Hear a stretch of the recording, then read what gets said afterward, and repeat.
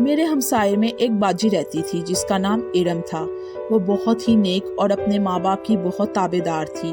وہ بہت اچھے لوگ تھے۔ ان کے ابو ایک گورنمنٹ آفس میں کام کرتے تھے اور امی اور بچوں کو گھر پر ٹیوشن پڑھاتی تھی۔ ارم باجی کی امی نے ان کے رشتے کی وجہ سے بہت پریشان رہتی تھیں اور ہر بار ہماری طرف آ کر کبھی امی کو کہتی تھیں کہ کوئی اچھا رشتہ ہو تو بتائیں، اور میری امی بدلے میں دعا دیتی اور کہتی کہ ارم تو اتنی اچھی بچی ہے، جس گھر میں بھی جائے گی اس کو خوشیوں سے بھر دے گی۔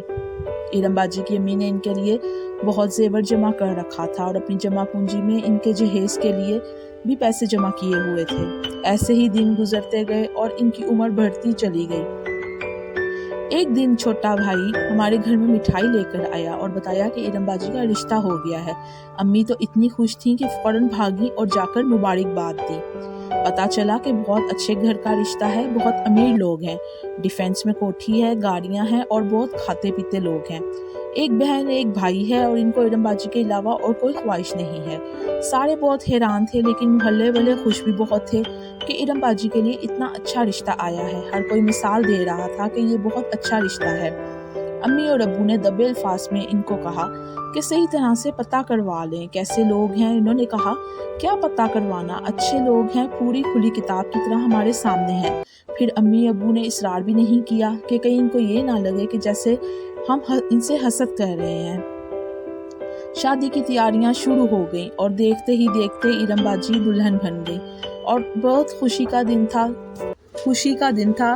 ہم ساری تقریبات میں گئے اور ارم باجی کے لیے بہت سی دعائیں کی۔ شادی کو ایک ہفتہ گزر گیا تھا۔ شروع کے دنوں میں دعوتیں اور سب کچھ ہوتا رہا۔ کچھ دنوں بعد ارم باجی کا فون بند جانے لگا تو ان کی امی نے ان کو ڈانٹا اور کہا کہ تم دوپہر تک سوئی رہتی ہو، نیا سسرال ہے، سب کیا کہیں گے۔ انہوں نے کہا، امی مجھے تو ہوش ہی نہیں رہتی، میں کب سوتی ہوں اور کب میرے سے کوئی بھی ناراض نہیں ہوتا۔ تو ان کی امی نے کہا، یہ لوگ بہت اچھے ہیں، ابھی تو میں نے سونے دیتے ہیں، ان سے تم ناراض نہیں ہوتا۔ کافی دن یہ سلسلہ چلتا رہا اور ارم باجی خود بھی پریشان ہو گئیں کہ میں کیسے اتنی دیر سوئی رہتی ہوں، مجھے پتا بھی نہیں چلتا۔ انہوں نے اپنی امی سے مشورہ کیا کہ مجھے ہوش کیوں نہیں رہتی، میں اتنی دیر میں کبھی بھی نہیں سوئی تھی، مجھے ہوش نہیں رہتی۔ ان کی امی نے پوچھا کہ تم سونے سے پہلے کیا کرتی ہو؟ تو انہوں نے بتایا کہ آنٹی مجھے ایک دودھ کا گلاس لا کر دیتی ہیں اور پھر مجھے ہوش نہیں آتی کہ میں کہاں سوئی ہوں۔ ان کی امی نے کہا کہ ایک کام کرنا، جب آنٹی دودھ کا گلاس لا کر دیں تم نہیں پینا اور پھر دیکھنا کہ تم کیسے جاگتی رہو گی۔